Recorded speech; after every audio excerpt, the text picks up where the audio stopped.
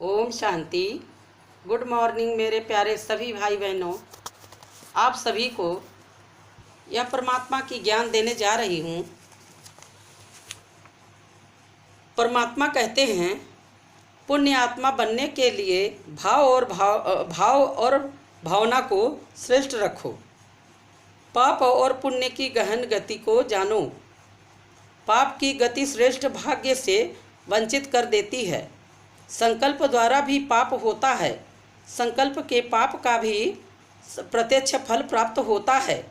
संकल्प में स्वयं की कमजोरी किसी भी विकार की पाप के खाते में जमा होती ही है, लेकिन अन्य आत्माओं के प्रति संकल्प में भी किसी प्रकार के वशीभूत वृत्ति है, तो यह भी महापाप है।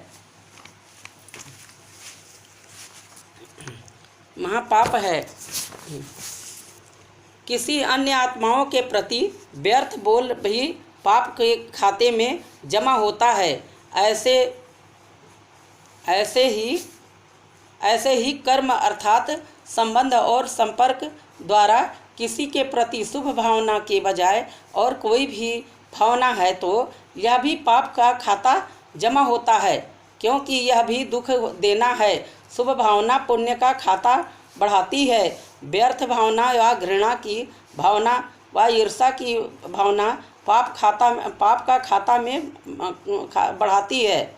इसलिए बाप के बच्चे बने, वर्षे के अधिकारी बने अर्थात पुण्य आत्मा बने। यह निश्चय, यह नशा तो बहुत अच्छा, लेकिन पुण्य आत्मा के साथ पाप का बोझ भी 100 गुना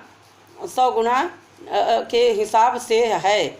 इसलिए इतने अलबेले भी मत बनना। बाप को जाना और वर्षे को जाना ब्रह्मा कुमार कहलाया। इसलिए अब तो पुण्य ही पुण्य है। पाप तो खत्म हो गया, वह संपूर्ण बन गए, ऐसी बात नहीं सोचना। ब्रह्मा कुमार जीवन के नियमों को भी ध्यान में रखो। मर्यादा सदा सामने रखो। पुण्य और पाप दोनों का ज्ञान बुद्धि में रखो। चेक करो। पुण्य आत्मा कहलाते हुए मनसा वाचा कर्मणा कोई पाप तो नहीं किया। कौन सा खाता जमा हुआ? किसी भी प्रकार की चलन द्वारा बाप व नॉलेज फुल का नाम बदनाम तो नहीं किया। बाप के पास तो हरेक का खाता स्पष्ट है, लेकिन स्वयं के आगे भी स्पष्ट करो। अपने आप को चलाओ मत, अर्थात धोखा मत दो। यह तो होता ही है, वह तो सब में है, भले सब में हो, लेकिन मैं सेफ हूँ, ऐसी शुभ कामना रखो। तब विश्व सेवाधारी बन सकेंगे। संगठित रूप में एक मत एक रस स्थिति का अनुभव करा सकेंगे। अब तक भी पाप का खाता जमा होगा तो चुकतू कब करेंगे? अन्य आत्माओं को पुण्य आत्मा बनाने के लिए निमित्त कैसे बनेंगे? इसलिए अलबेलेपन में भी पाप का खाता बनाना बंद करो। सदा पुण्य आत्मा भव का वरदान लो। अज्ञानी लोग यह स्लोगन कहते हैं, बुरा न सुनो, न देखो, न सोचो।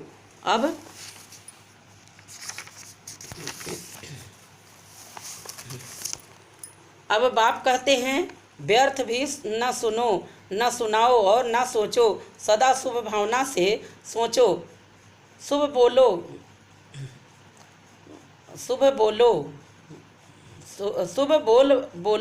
व्यर्थ को भी शुभ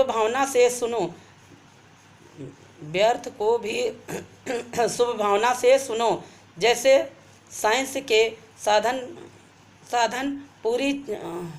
साधन बुरी चीज को परिवर्तन कर अच्छा बना देती है, रूप परिवर्तन कर देते हैं, तो आप सदा शुभ चिंतक सर्व आत्माओं के बोल के भाव को परिवर्तन नहीं कर सकते। सदा भाव और भावना श्रेष्ठ रखो तो सदा पुण्य आत्मा बन जाएंगे। स्वयं का परिवर्तन करो, ना कि अन्य के परिवर्तन का सोचो। स्वयं का परिवर्तन ही अन्य का परिवर्तन है। इसमें पहले है मैं ऐसा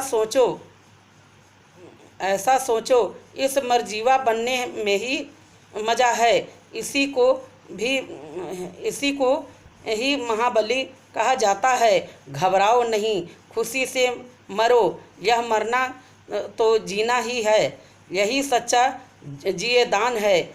आपका पहला वचन क्या है? एक बाप दूसरा न कोई, अर्थात मरना है, लेकिन सब कुछ पाना है। निभाना मुश्किल लगता है।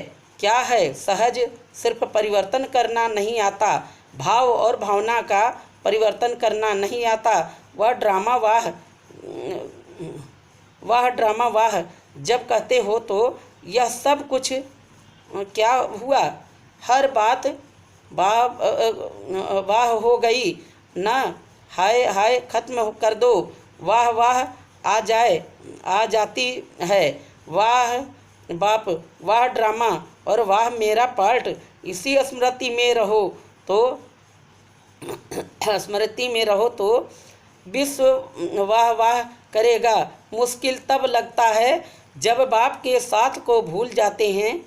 बाप को साथी बनाकर मुश्किल को सहज कर सकते हो, लेकिन अलबेले होने से बोझ अनुभव करते हो। तो ऐसे साथी बनाकर मुश्किल को सहज बनाओ। ओम शांति। परमात्मा कहता है कि इस शरीरधारी को मत याद करो। शरीरधारी तो आज है, कल वो भी छूट जाएगा, क्योंकि वह भी शरीर छूट जाएगा तो हम भी शरीर छूट जाएंगे। तो हमारा क्या जाएगा साथ में? परमात्मा जो हमारा याद करेंगे, परमात्मा को यही हमारा भाग्य बनाएंगे और देह के दुनिया से न्यारे बनकर रहें और प्यारे बन के रहें। परमात्मा की ज्ञान को धारणा करें। शरीर का संबंध वाले कोई साथ देने वाला नहीं रहता। भाग्य विधाता मेरा धरा पर आया हुआ है, वो भाग्य बनाने आया है, सबको नर से नारायण, नारी से लक्ष्मी बनाने। तो सबको यही परमात्मा का याद रखना चाहिए। किसी शरीर के संबंध, कोई साथी समाजी हमारा साथ नहीं जाएगा, कर्म ही हमारा साथ जाएगा। ओम शांति, ओम शांति।